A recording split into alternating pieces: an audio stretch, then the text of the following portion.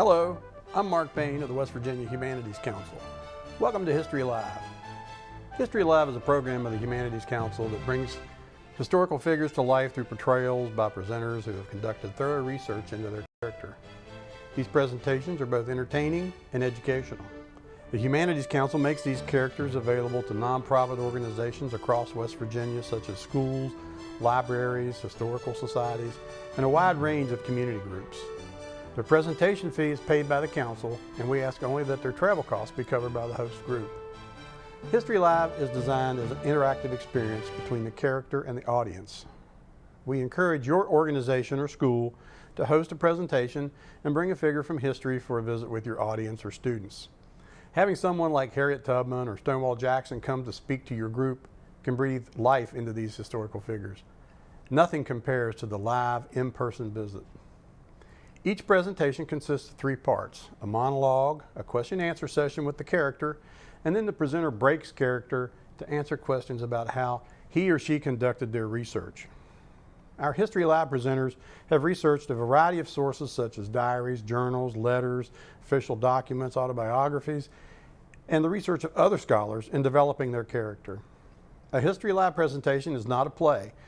It's an audience participation event that relies on interaction between the audience and the character. Being able to ask your own questions of these important figures from the past is a unique experience. It's difficult to reproduce the feel of an actual History Live presentation here in the studio. Without an audience to ask questions, we will change the format a bit and have our guests sit with me for a few questions after the monologue. But we hope to give a sample of how a History Live presentation can add to the offerings at your school or organization. There will be information on the screen at the end of this program for how to contact the Humanities Council about bringing a History Live character to your community. At this time, I would like to welcome today's guest from history. We are pleased to have with us in the studio, Eleanor Roosevelt. Good afternoon, everyone. Delighted to be here in Charleston, West Virginia this afternoon.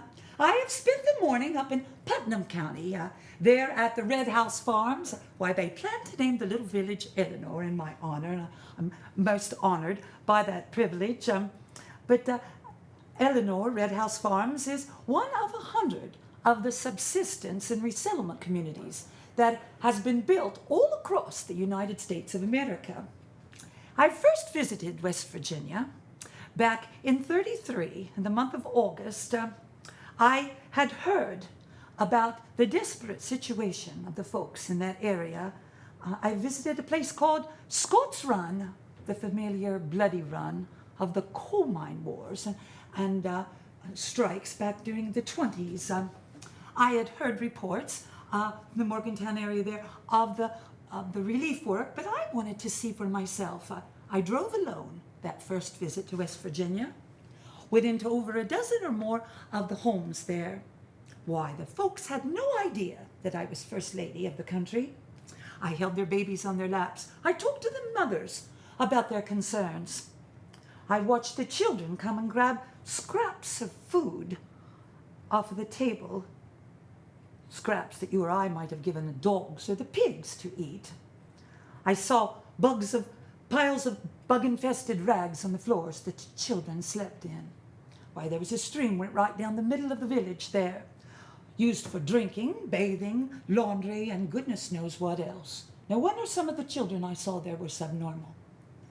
When I got back to Washington, I met with Rexford Tugwell, Harold Ickes, Louis Howe, and the president, and about a public policy solution to this problem. And we came up with the idea of using the National Industrial Recovery Act of '33 with a revolving fund of over $25 million, at which we have been able to put 25,000 families across America into homestead communities, such as a rent-to-own proposition. They are given a small plot of land, a home. Now, the very first of any of these communities was held right here in West Virginia, back in Preston County, on the Arthur Farm, and it has been called Arthurdale. I've taken a personal hand in the Arthurdale settlement there, And I have hired school teachers. I have built a hospital and hired a doctor, a nurse, built schools there. My dear friend Elsie Clapp, a proponent of John Dewey's progressive education, has oversaw the instruction there at Arthurdale. I can remember the very first commencement we had. Why, the children all look so healthy, and I'm hoping to convince Franklin to come and speak at one of the commencements in the near future.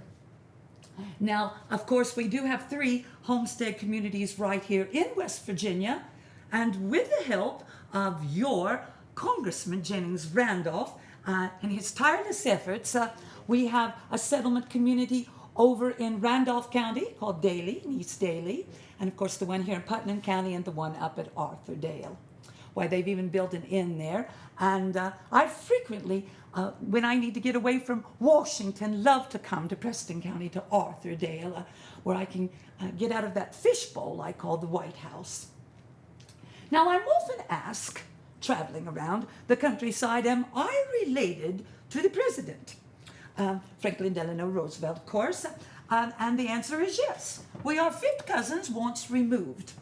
And our great-great-great-grandfather, Claus Van Roosevelt, came over here during the 1600s and built the Roosevelt fortune in the shipping industry when the country was very young.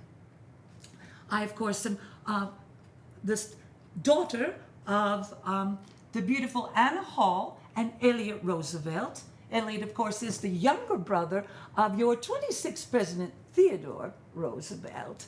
And I'm afraid I didn't have a very happy childhood.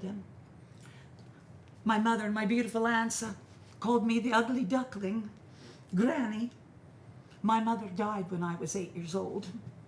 My little brother, Elliot, died when I was 9. And my dear, dear papa, he died when I was 10. He'd fallen out of a second-story balcony window there. I have all of the letters Papa ever sent me. He called me his little Nell. My brother Elliot and I were raised by Grandmother Hall up at Tivoli on the Hudson River there. And though she loved us dearly, she didn't know a lot about raising children. I did have my very own pony, and I read every book in the library there. Grandmother sent me over to England, to Allenswood, a very prestigious girls' school, when I was 15. And it was there I met Madame Silvestre.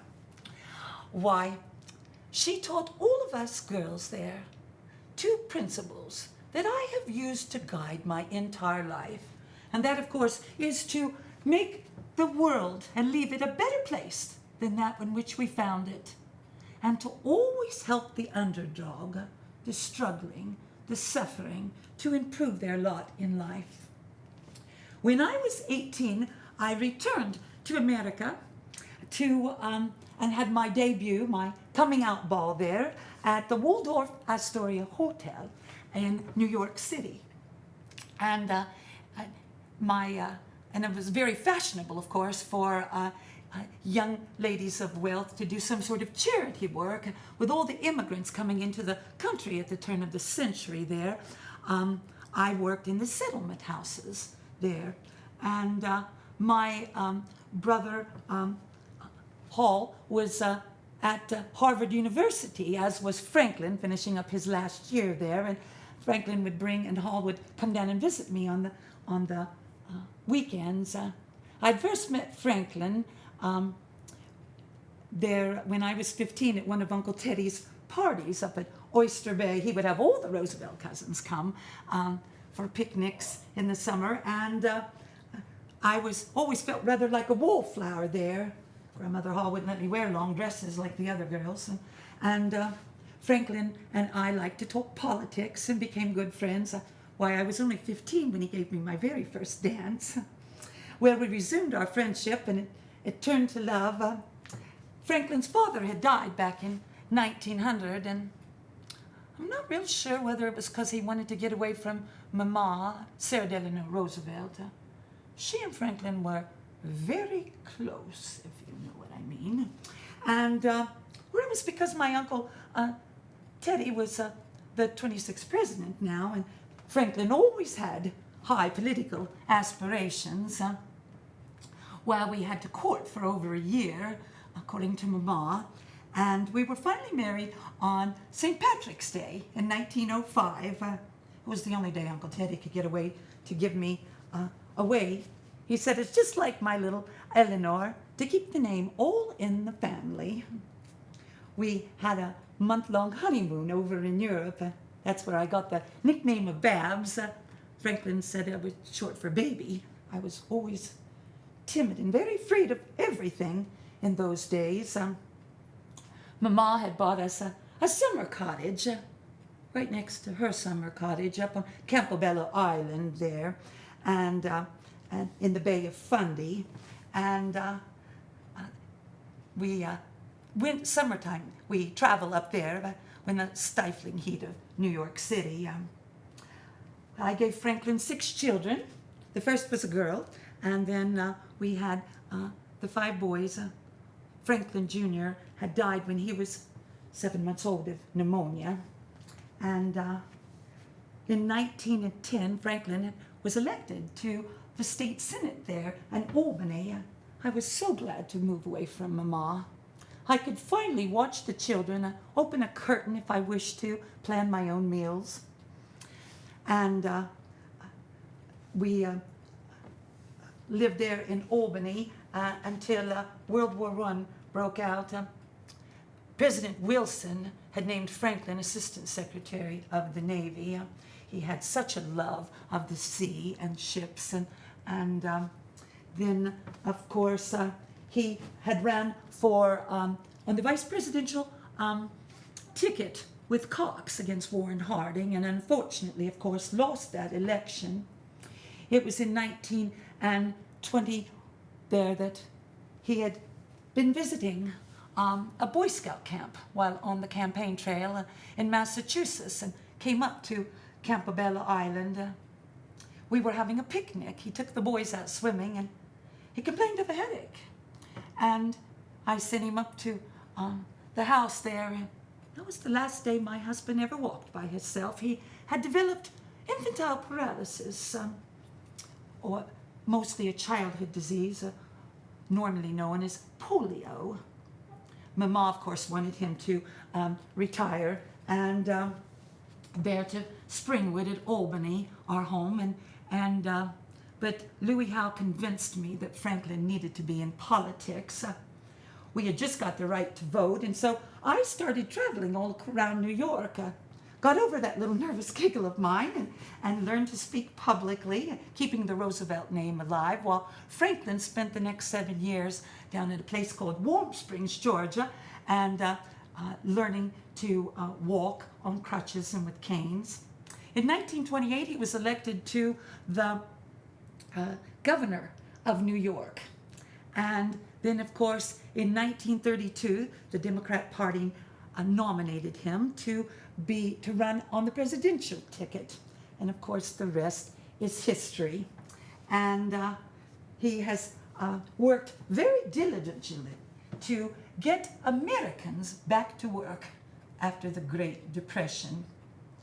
And he has instituted several policies, the Federal Deposit Insurance Corporation, so the banks won't crash again.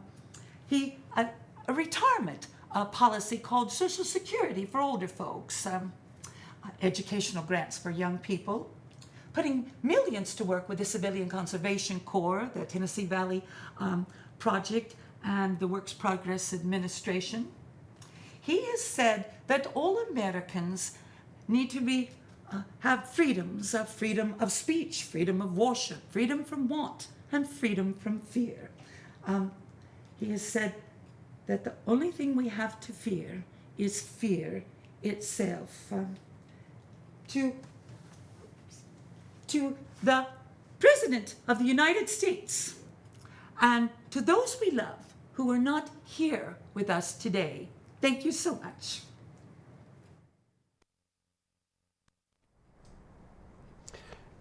I'm here with First Lady Eleanor Roosevelt. Mrs. Roosevelt, I would like to thank you for taking time out of your very busy schedule and joining us here today. I would first like to ask you a little bit about your time in England. I know that you went to school in England as a young lady. Could you tell us a little bit about that period of your life? Well, young gentlemen, I will make an exception today and talk with you. I have insisted that every newspaper, radio, television station, and magazine hire women reporters to give women an opportunity in this great country. But as to your question about my education, I was delighted to be able to go over to Europe and rather wish I could have stayed there. Madame Silvestre was such a dear friend to me. She would take me on holiday over in Europe. It was too far to come back to America on our vacations and the like. But she instilled in with me the two principles that I have used to guide my life. And that is to leave the world a better place than which we found it, and to always help the underdog and the struggling. And I have used those principles every day of my life. Was there a particular area of study that you concentrated in when you were there, or did you have sort of a broad education in school there? It was rather broad, I guess. It was a very prestigious girls' school, so there was nobody there but girls, and preparing us for a life as a wealthy young woman in wherever we were from all over the world that attended there. I know that later on, or recently, not too far in the distant past, you had the opportunity to meet Amelia Earhart, I believe. Could you tell us a little bit about? A delightful young woman. Her and her husband, GP, had visited Washington, and we had, of course, had them over to the White House for an evening dinner. I made her strawberry chiffon cake. It's the only thing I know. Dessert I know how to make. Well, she whispered in my ear after dinner, would I like to go up and fly in one of those airplanes? I think she just wanted someone famous to endorse her. Of course, always up for an adventure.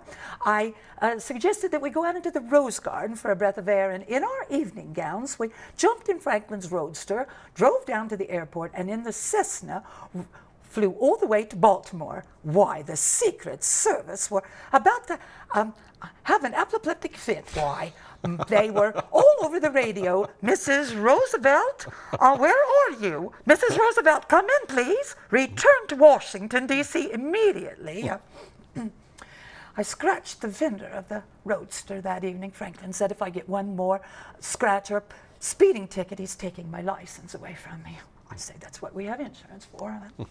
Delightful young woman. And if you've got any extra money, young fella, I think there's going to be a great future for those airplanes in America. I would buy some stock in them. Well, that's sound advice, and if I had any spare money, I would follow that advice. But you had mentioned earlier when you were speaking to us that unfortunately your husband contracted polio at a time in his life that was very full, and he had a very demanding schedule. I wanted to ask you, how did the two of you respond to the news that he had contracted polio? How did you handle that, and how did he handle that?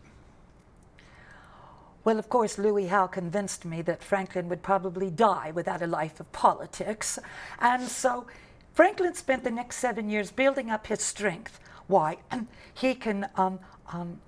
He spent a lot of time down in a place called Warm Springs in Georgia, where he said the mineral water is so full that he can literally walk around freely down there. And we had just got the right to vote as women with the 19th Amendment, and I joined the Democratic League of Women Voters in New York, traveled all over the state, keeping the Roosevelt name alive, learning how to give speeches and get over that little nervous giggle of mine. But anyway, and so in 1928, he ran for governor of New York, and of course was elected. And but I learned to drive the car. I learned to, with the boys, we took them camping. I took them camping. I even learned to swim, and I was so afraid, deathly afraid of the water. But I had to become both a mother and a father to the children during that period of time. Well, I'm sure it was difficult for you. Now what I would like to do is introduce the presenter. This isn't really Eleanor Roosevelt. This is really Patty Cooper of Parkersburg. And Patty is one of our longtime History Live presenters. She currently portrays not only Eleanor Roosevelt, but Belle Boyd, and has in the past portrayed Ann Bailey for us as well. So Patty, thanks a lot for being here. Well, thank you for having me. On this program with us. I'm going to ask you what I've asked you in the past when you've been on the program, and ask all of our History Live presenters. What was it about Eleanor Roosevelt that interested you, and what were the circumstances around you wanting to research her and develop this character for us? I was actually working on Amelia Earhart because she landed in Parkersburg there right across the street from where we live. And but I was doing a workshop through the Humanities Council back in Elkins, and a couple of young ladies come up to me from Arthurdale, the National Historic District located right below Morgantown, asking me if I would be their Eleanor Roosevelt. So maybe if it was because I was 6 feet tall, or rather plain and frumpy looking, and people actually think I do look like Eleanor, but once I got into the research of her, she's just the most phenomenal woman, and there's so much out there about her, and she literally changed the way that, and paved the way for women in politics in America, and changed the role of the First Lady of the White House. Previously to Eleanor, they had just entertained visiting dignitaries, presided over state dinners. But Eleanor, because of Franklin's polio, became the eyes and ears of the White House. He sent her out across the country.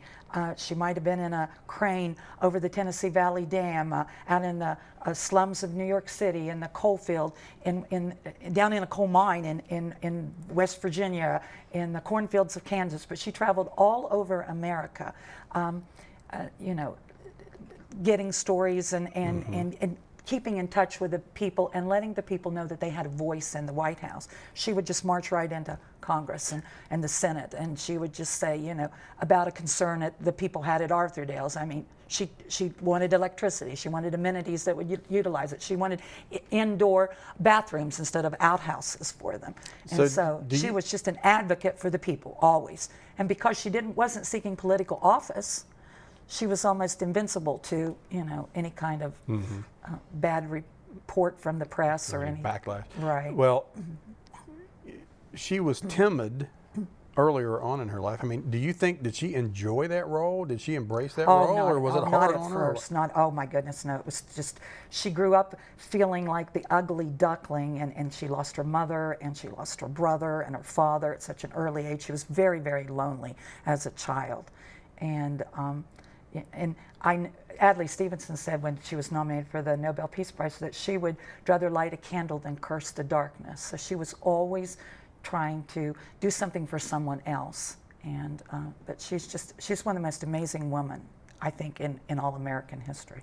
That would have to be extremely difficult for her to overcome that sort of natural shyness, I guess, and I wouldn't say backwardness, but because she was, as you said, she was in there swinging elbows with some of the most powerful people in the world. She went up against the crime bosses. She went up against the Catholic Church. She went up, you know, she was always for the underdog. And in World War II, she had 4 sons and a son-in-law. They were all served as soldiers, and so she knew what mothers of America were feeling, and she even traveled the world. She traveled over 17,000 miles during World War II. And when she went onto the bases and they found out that she wasn't there just to get a photo op or for politics, she wanted to talk to the soldiers in the beds. And when she got back to their hometown, she would deliver a letter to their mother, or she would try to remember, because she spoke all over America, she would try to remember something about your hometown if you were a sick or wounded soldier, and some little tidbit. And so the soldiers always thought it was very comforting to talk to her, because she was more like a mother from home. Right. So in her relationship with the president, in her role as sort of, as you said, the eyes and ears of the president of the White House, because it was physically difficult for him to do these things. would she come back and report to him, or how, if at all, do you she think? She typed up a letter every night and sent it back from when she was out traveling. And an average day at the White House, she got up at 7:30. She would go riding in Rock Creek Park, and then she would come back and go and visit the president, make sure he had his breakfast, and then go over the menus for the White House cooks. In 1939, for example, they entertained 28,319 guests for teas, dinners, meetings, and luncheons at the White House. And so, she was, the people that write about her say that they never knew her to be idle for a moment, but she was just always, and so everyone kind of felt like and she answered a lot of her own mail, her and her secretary, 300,000 letters just the first year in the White House alone. And so she answered a lot of those herself. Right, and I know she had a regular, was it a newspaper column or a magazine column? She wrote a column called My Day, 3 days a week. She did a television program. She had a radio program similar to the Fireside Chats of FDR. But she had a furniture factory up at Valkill. Franklin built that for her, and she had a lot of strong women friends at the time, and it was on the Hyde Park estate, but Mama didn't like for her and to discuss politics and things around the dinner table. So, and Mama, by the way, did not die until 1942. Imagine having your mother-in-law, and she was always, the pictures you'll see, she was always in between the two of them. She died 3 years before Franklin died. And speaking of which, of course, Eleanor Roosevelt served with the United Nations. She was appointed as what was her Harry Truman title? Appointed her. The United Nations was kind of a beginning off of the League of Nations from Woodrow Wilson, but it came about right after World War II, and she was the chairman of the delegation. And then, of course, when Eisenhower was elected, she resigned because of the party difference. But when Kennedy got reelected again, he reappointed her to the United Nations, and when she walked in, all the men there stood up and gave her a standing ovation. And she wrote in one of her autobiographies that was one of the proudest moments of her life, that they thought that much of her too. And was it President Truman, did you say, called her, sort of coined her as the First Lady of the world? He named her. She was named. They did a poll right at the end of 1999. Who was the most influential woman of the 20th century? Eleanor Roosevelt, hands down. But he called her, which I think most aptly, beloved of all the world, First Lady, not of just the White House of America, but of the world. Well, here in our final 30 seconds or so, can you tell us the circumstances of her death, when she died, and how so, and where she's buried? She died at the age of 78 in 1962. She was only sick for about 1 month. 30 days prior to that, of a rare form of tuberculosis of the bone marrow. She died with her children around her, and she always referred to herself kind of like as everybody's grandmother. And she's buried where? She's buried there at Hyde Park in the Rose Garden with FDR and Fala, the first dog. And Roosevelt, by the way, is a Dutch word, and it means field of roses. Ah, okay. Well, I'd like to thank Patty Cooper for being with us today and for portraying and doing a great job as Eleanor Roosevelt.